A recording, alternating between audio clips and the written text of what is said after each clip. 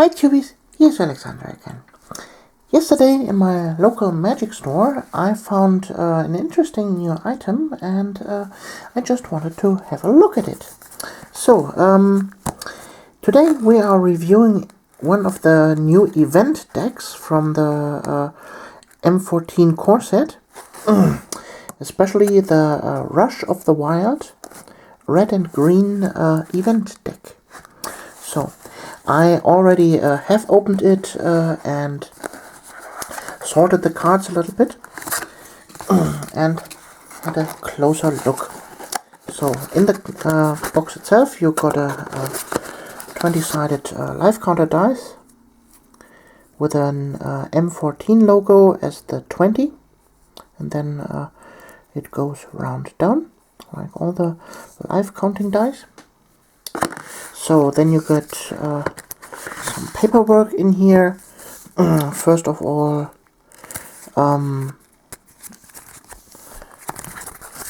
you get the deck list, what is inside and how to play this deck. Here are all the cards listed up and from what edition they are. This is really nice if you want to play this deck even further in the standard format. And here's a little text about it. But enough of that. So the other foldout is just the generic Magic the Gathering foldout. Yeah, you found in almost every set nowadays. So let's see, you got a nice interesting box here for transport purposes. Really nice stuff. So, and in the deck itself you get the deck and one complete sideboard with it. So this is 75 cards. So let's put out the lands here real quick. So you got 3, 4, 5, 6, 7, 8, 9, 10, 11, 12 forests and 2, 3, 4, 5, 6 mountains. And here we have the rest of the deck. These event decks are supposed to be well, direct playable. So you pull them out of the box and you can play with them. Yeah, you have a sideboard to move around a little bit, and well, I have mixed in the sideboard already here. So those are all the cards in there.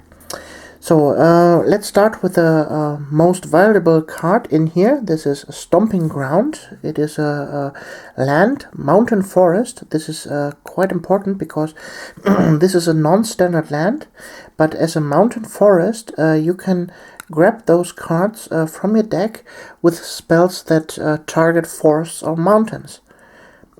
Obviously not standard land cards, but if you have a card like search your library for a forest card and put it into play, you can search for these. So this is, like I said, the most valuable card. This card is around 10 euro by the time I put up this video. So the box itself costs 20 euro, so you get a little bit of value back alone simply with this card. So then you get, as the next rare card, the Wrecking Ogre. For 5 mana you get a 3/3 creature with double strike and the Blood Rush mechanic. For 3 mana and 2 red, discard Wrecking Ogre. Target attacking creature gets +3/+3 and gains double strike until end of turn. The whole deck concept is to get much use out of the Blood Rush mechanic, so you can discard the cards to boost other creatures of you. It's an interesting mechanic, but we talk about that later.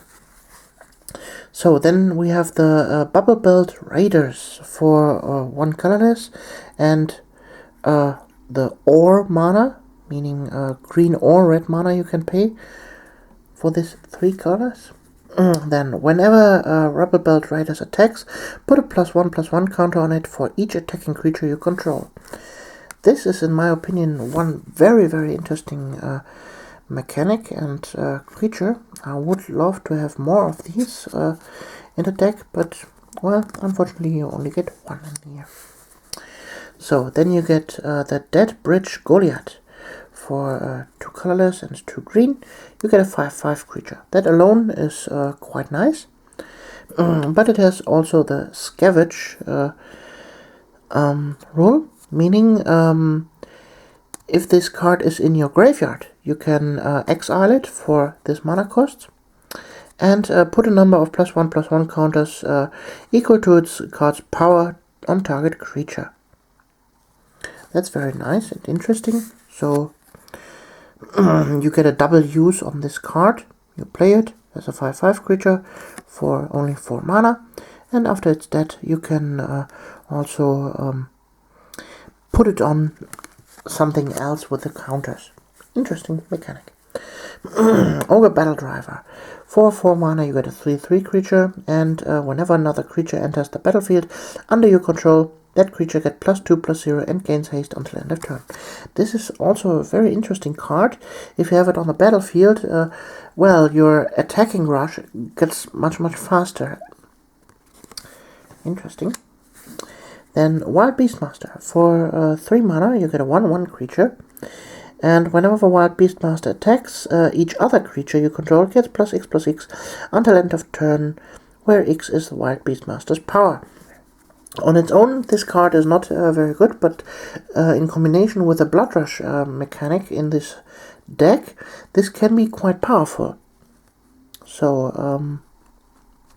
if you are attacking with several other creatures and you get on this here 1 Blood Rush, let's say you Blood Rush with the Wrecking Ogre, +3/+3, then all other creatures get also +3/+3. That is quite an impact, I would say. Then you get the Pyrewild Shaman. This is, in my opinion, the best Blood Rush mechanic card in the whole deck. Because for 3 mana, you get a 3/1 creature. That alone is quite nice. But on the other hand, Blood Rush. For just 2 mana, discard Pyrewild Shaman. Target attacking creature gets +3/+1 until end of turn. And then, whenever 1 or more creatures you control deal combat damage to a player, if Pyrewild Shaman is in the graveyard, you may pay 3. If you do, return Pyrewild Shaman to your hand. That means, if you have it on your hand, you can, well, make the Blood Rush mechanic every turn. Meaning, you discard it, it is automatically in your graveyard, your creatures are boosted, and then when you hit the opponent, you get it back into your hand. And next turn, again, cast it, and, well, discard it, and then re-grab it to your hand. Interesting. Then the Mesium Mortars. For 2 mana, you make 4 damage to target creature you don't control. That alone is quite awesome. 4 damage for 2 mana. But on the other hand, you can overload this card for 6 mana. And from target, you change it to each. Meaning, Mesium Mortars deals 4 damage to each creature you don't control.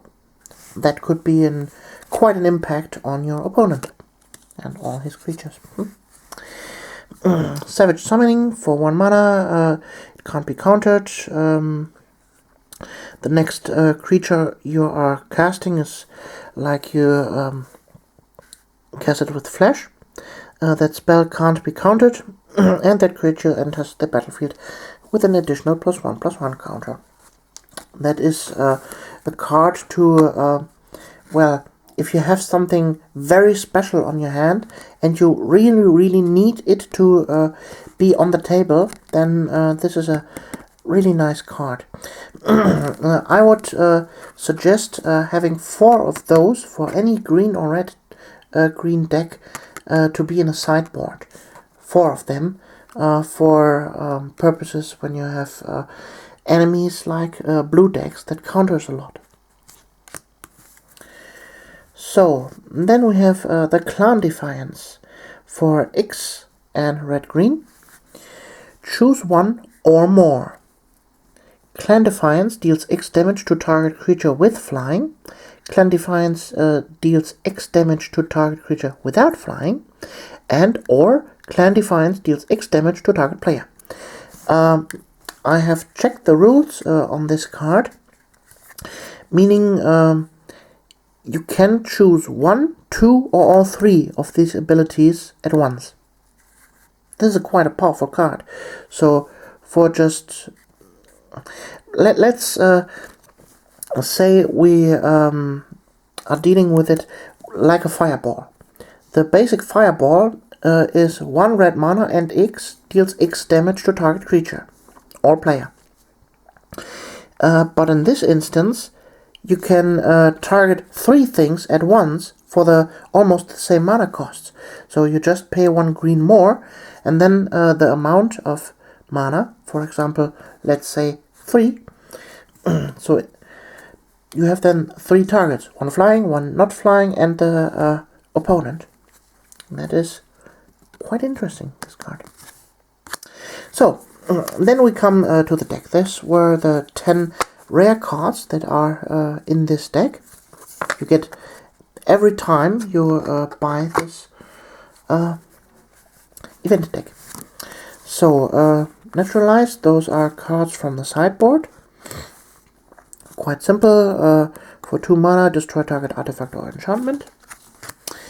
Then you get 3 times the Gruul Charm, 2 in the deck and 1 in the sideboard. For 2 mana, choose 1. Creatures without flying can't block this turn, or gain control of all permanents you own, or Gruul Charm deals 3 damage to each creature with flying. That is quite nice. Then also 2 cards in the sideboard. Act of Treason. For 3 mana, you gain control of target creature, and it gets haste. Then you get Annihilating Fire. For 3 mana, deal 3 damage, and if it is killed, it is exiled. In my opinion, this is a terrible burn spell for 3 damage, for 3 mana. Meh. There are better ways. Enlarge. For 5 mana, target creature gains +7/+7 and gains trample until end of turn, and it must be blocked this turn able.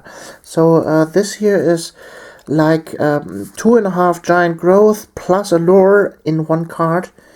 It is a nice mechanic, but in my opinion too cost intensive.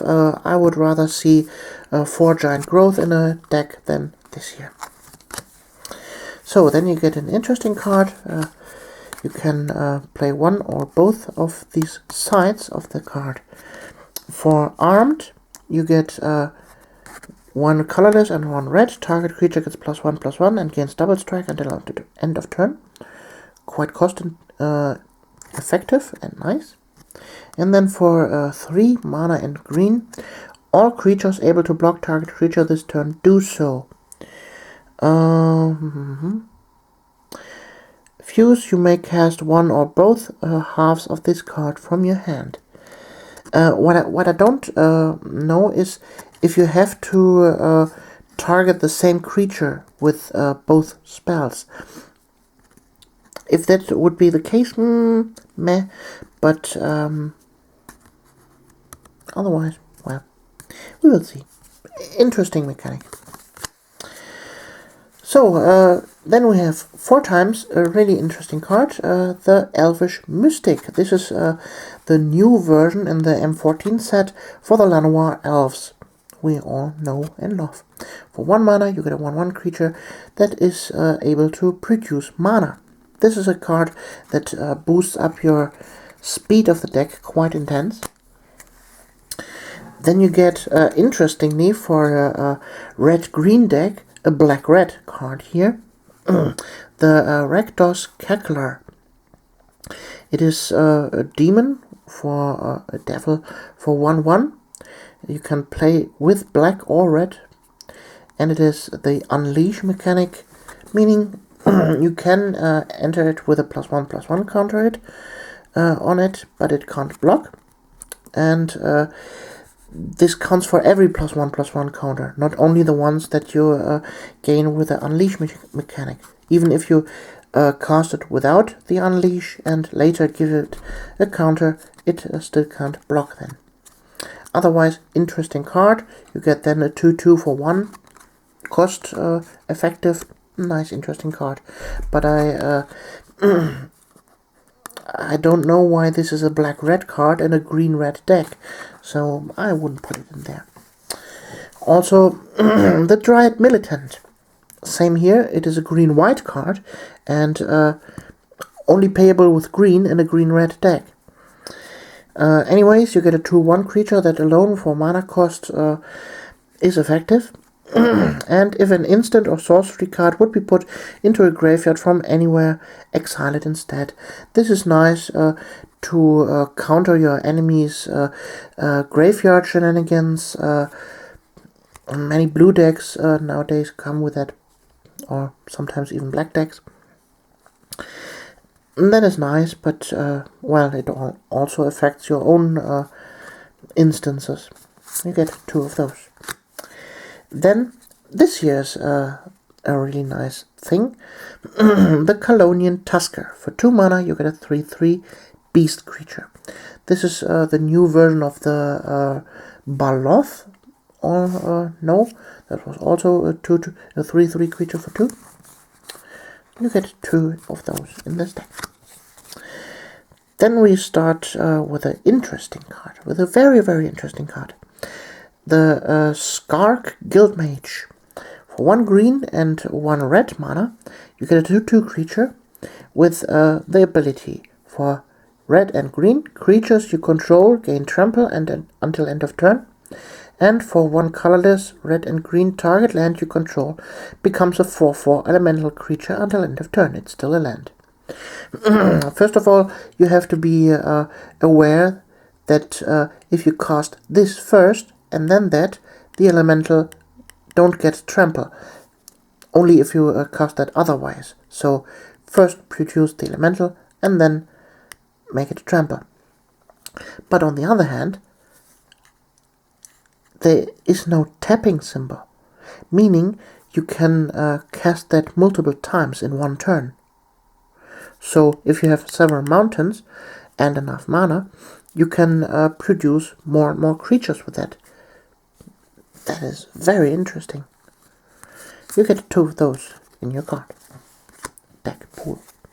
Here again, a 2-colored card, but this time this actually makes sense.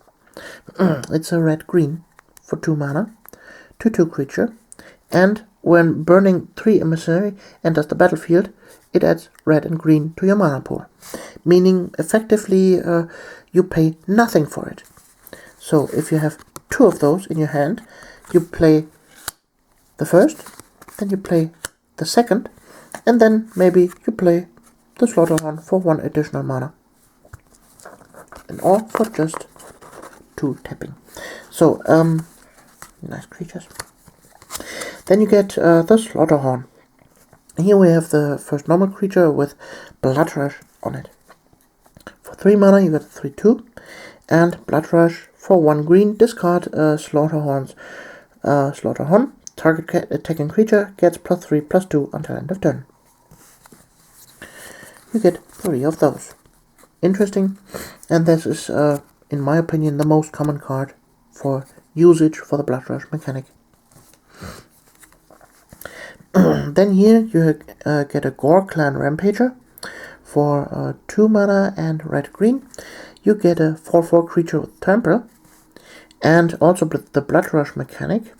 For just 2 mana, you can give a creature +4/+4 and trample until end of turn. But in my opinion, this card is better served in your deck if it is a creature on the battlefield rather than using it for this Blood Rush. You get 4 of those in your deck. Then you get 4 times the Gruul Guildgate. It's a red-green mana land that enters the battlefield tapped. Then you get a non-standard land either. The Rogue's Passage creates colorless mana, or for 4 mana, target creature is unblockable this turn. Then again, some sideboard cards here. 3 times a Shock. This is a nice one for 1 mana, 2 damage. Nice burn spell. Then Flame of the Firebrand for 3 mana, deal 3 damage, divided as you choose. Again, this is in my opinion, too cost intensive fire spell. There are better ways to do this. So, and then 3 times Skullcrack. Players can't gain life this turn, damage can't be prevented this turn, and Skullcrack deals 3 damage to target player. Here you see again, for 2 mana, 3 damage. This is in my opinion a better burn spell, but on the other hand, you can't target creatures with it, so in my opinion it's a waste. So, what can I say about the deck? Is this deck any good? Is it playable? I would say yes, it is playable against other event decks. So if you have a friend, grab 2 event decks and play against each other. That's totally fine.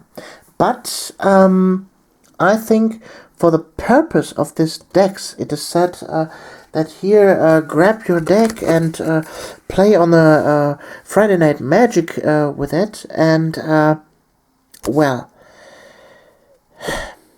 no. If you have ever gone to a Friday Night Magic in a local magic store and you would turn up with this deck, you would be wiped out. Because in the standard format that is normally played in a Friday Night Magic, this deck is not good enough. By far not good enough. But you could boost this deck to be effective. So let's talk about the Blood Rush mechanic. Is it any good? Well, it can be good, but I see the problem in this whole deck is no card at all that grants you access to your graveyard and get your creatures back to your hand, or even back into your library. So, meaning you're wasting your creatures, you're throwing them away, and out of a sudden you have no hand left. And a player that has no hand cards can't do anything much on the battlefield. On the other side, the creatures you have in this deck are not versatile enough to, lay out interesting mechanics on its own. So, for example, there are creatures that you tap and deal damage, or tapping and your opponent loses life, and all that fun, nice stuff you can't see in this deck. So, how would I boost this card? First of all, the burn spells. I would suggest other burning spells, putting in here, for example, put in there 1 or 2 fireballs, then here from the rare card, where is it? This one here, I would put in 4 of those, and this card isn't expensive at all, so you can get it for a few cents. Then for Blood Rush mechanic, I would suggest this card 4 times. Get rid of some other cards in that manner. Also, the mana costs for some of the creatures are not that good. Well, overall, it is, well, meh. This deck is meh. Also, this I would throw out. This here I would throw out. The Elvish Mystics, yeah, they are good. The Enlarge I would throw out. Annihilating Fire. Act of Treason, gone. Cruel Charm, no. Naturalize, yeah, maybe in a sideboard.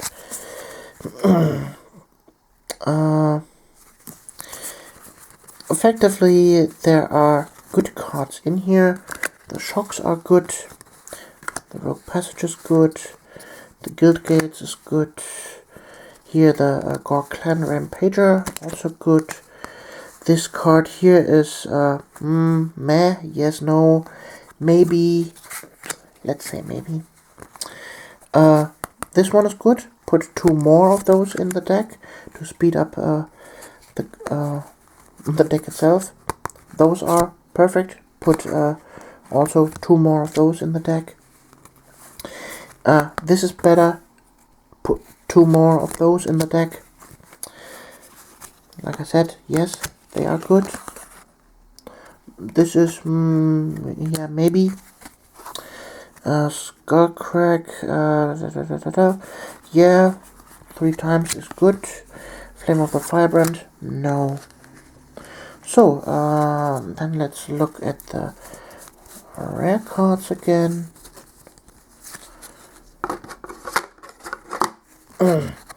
Clan Defiance, yes, it's nice to have in here. Savage Summoning, you don't need that. Maybe in a sideboard. Then, yes, 4 of those in here. 4 of those. Wild Beastmaster, yeah, maybe 1 or 2. Meh. Ogre Battle Driver, yeah, maybe. Maybe. This one is good.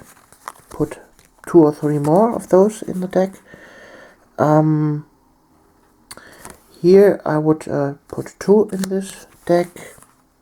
Wrecking Ogre, too expensive for its Blood Rush mechanic, and for 5 mana, 3/3, it's a no-go. And this one is a no-brainer. You can sell this on eBay to get even better cards, or you could put it in the deck. So, yeah, those are my thoughts on the event deck from the 2014 core set, Rush of the Wild. I hope you liked this little video of half an hour rampaging over the deck, and we see us in the next video. Alexandra.